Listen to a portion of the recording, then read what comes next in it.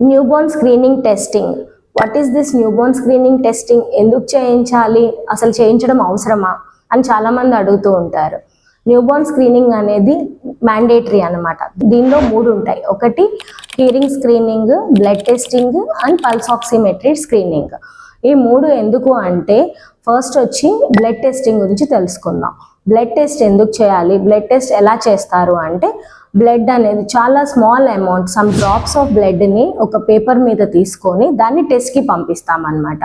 దానిలో మనకి బేబీకి సంబంధించి కొన్ని congenital hypothyroidism, congenital adrenal hyperplasia లాంటి హార్మోనల్ సంబంధించిన ప్రాబ్లమ్స్, ఫినైల్ కెటోనీరియా, గ్యాలక్టోజీమియా, బయోటిడేజ్ డెఫిషియన్సీ, ఇలాంటి కొన్ని మెటబాలిక్ అండ్ జెనెటిక్ కండిషన్స్ గురించి, ఇంకా బ్లడ్లో ఉండే sickle cell anaemia and G6PD deficiency లాంటి కండిషన్స్, ఇలాంటివి ఏమన్నా ఉంటే, దీనితో పాటు ఇంకా 50కి పైగా డిసీజెస్ గురించి మనం ముందే బేబీకి ఏమన్నా ఉందా అనేది తెలుసుకుంటాం అన్నమాట.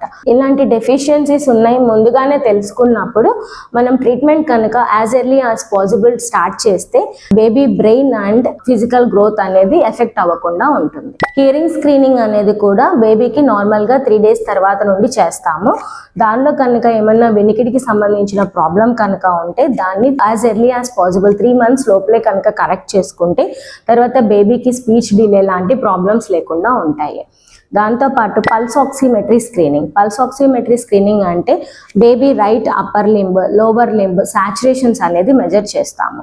ఇది నార్మల్గా 24 hours తర్వాత చూస్తాం. ఈ రెండింటి సాచురేషన్స్ డిఫరెన్స్ ఎక్కువ ఉన్నా, లేదు ఏదైనా సాచురేషన్ లెస్ దాన్ 95% వస్తున్నా మనకి అది indicative of severe congenital heart disease, cyanotic congenital heart disease అయ్యే రిస్క్ ఉండొచ్చు.